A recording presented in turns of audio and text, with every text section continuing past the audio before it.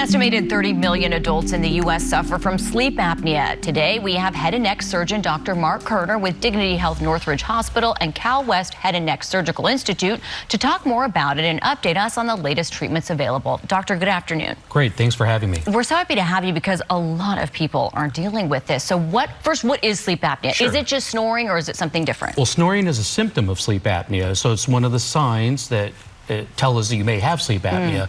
But the other things are daytime sleepiness, witness breath stops, so it means that your bed partner notices you stop breathing at night or you're gasping at night, and those are the major symptoms, and being tired during the day, even sometimes falling asleep while watching TV or driving.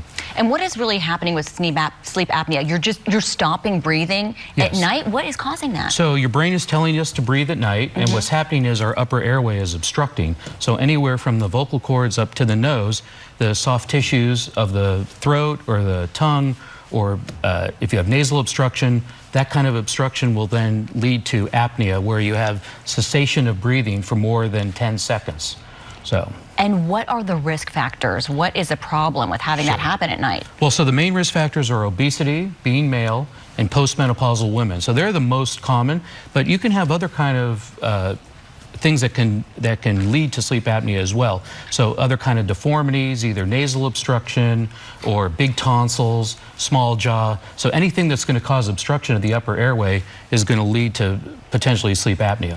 It may sound obvious, but why is it dangerous if you have sleep apnea? Sure, so that's the big thing. So what happens is with prolonged apnea, you end up having either sudden death. Oh gosh. Yeah, so many people that die of sudden death, we believe, had sleep apnea, or all kinds of cardiovascular problems, whether it's arrhythmias, high blood pressure, congestive heart failure, and that whole gamut of problems that can arise from having untreated sleep apnea. Okay, so it can be very serious. Let's talk about some of the solutions. First, what is CPAP? Sure. So CPAP stands for continuous positive airway pressure.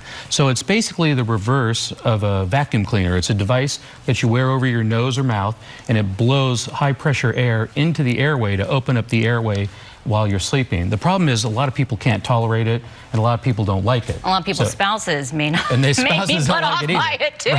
Right. That's So the contraption you wear at night, right? Yeah. Correct. So it's a very difficult solution, but it is the basic solution that we have. There are also, you can have oral appliances that bring the tongue forward.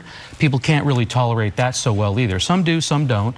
And if you're severe, or more severe than that, it may not be enough. Okay, so then what are some of the surgical treatments for sleep apnea? So there's a number. The original treatment was removing the tonsils and the soft palate and tightening that soft palate. It was only found to be about 50% effective, and that's because most of the apnea is occurring at the level of the tongue, so a little bit farther down. So we developed a procedure 25 years ago that I published where we actually bring that tongue forward with the jaw, through the jaw, that doesn't really affect the look of the person, but allows that tongue to not fall back at night.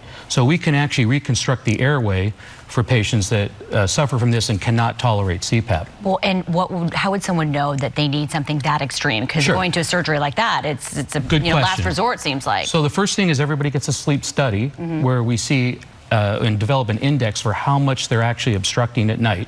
Then if they have sleep apnea and they cannot tolerate CPAP, and we try everybody on that first, they can't tolerate that, then we do a very quick procedure in a surgery center where we put you to sleep without intubating you, and we actually look at the airway while you're sleeping to see where you're obstructing. Wow. And that allows us to customize the procedures for the problem. Yeah, well, thank you for telling our audience about the issues and all those options. We really appreciate it. Thank you, doctor, for your time. If you want to connect with Dr. Kerner, you can visit calwestent.com. Thank you. Thank you. All right, Olga Ospina, let's look outside at the weather because there are some changes to tell.